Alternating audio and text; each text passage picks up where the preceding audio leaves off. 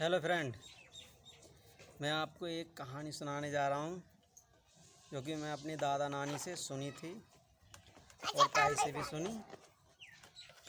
तो एक राजा की और 7 रानियों की कहानी है। ये कहानी बहुत पुरानी है।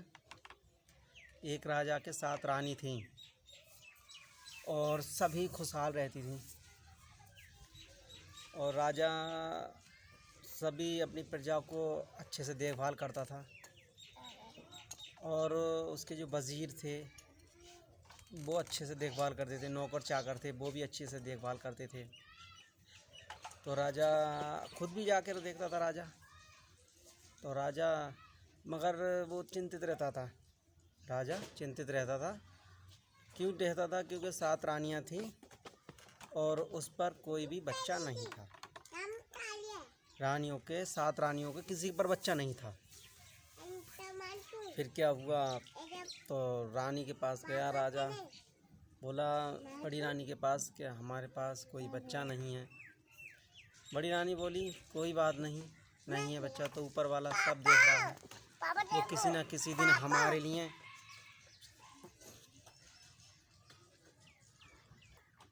रानी कहने लगी कि चलो कोई बात नहीं, हमारा कोई खुदा तो बेच नहीं खाया है। रानी ने कहा ठीक है।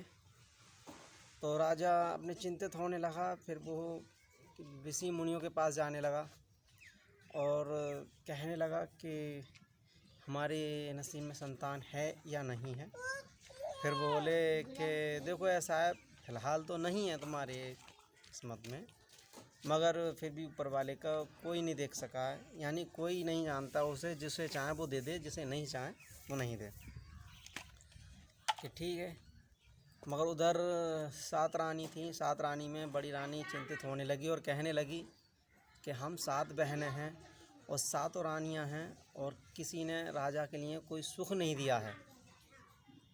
क्या करना चाहिए हमारे लिए? तो 7 रानियों ने एक प्लान बनाया और प्लान बनाने के लिए एक गुप्तचर से एक नेबला मंगवाया और नेबला मंगवाने के बाद उन्होंने क्या करा, उस नेबले के घुंघरू बांध दिए और कुछ ही दिनों में राजा से बोल दिया कि राजा तुम्हारी सबसे छोटी रानी के एक पुत्र हुआ है।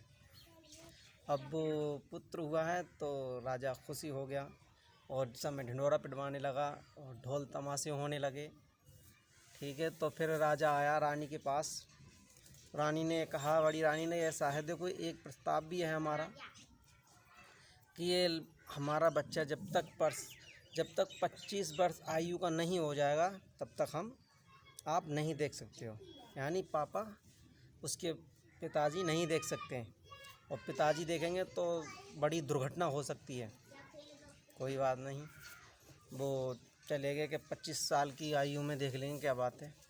अब वैसे ही 25 साल गुजर गए तो उन्होंने सोचा कि हमारा बच्चा जवान हो गया है, तो दूर दूर से रिश्ते आने लगे, लड़के के रिश्ते आने लगे राजा के पास में, क्योंकि राजा कोई अधर्म नहीं करता था, अधर्मी नहीं था। तो राजा ने बोला ठीक है, हम अपने पुत्र की शादी करेंगे। तो उन्होंने एक राजा का प्रस्ताव स्वीकार लिया और स्वीकारने के बाद में उन्होंने कहा ठीक है, मैं अपनी 7 रानियों से पूछता हूँ कैसे क्या है क्या नहीं है। उन्होंने बोला ठीक है। वो अपने राजा 7 रानियों के पास गया तो बड़ी रानी बोली कि ठीक है, शादी तो हम कर लेंगे, मगर राजा उसमें भी एक थोड़ा सा संदेह है। राजा बोला कौन सा संदेह है? कि संदेह ये है कि हमारा भी एक प्रस्ताव स्वीकार करें तभी हम शादी करेंगे। तो उन्होंने बोला क्या? वो बोली ऐसा है, जब दूल्हा बने लड़का और उसके बाद में जब पालकी में बिठा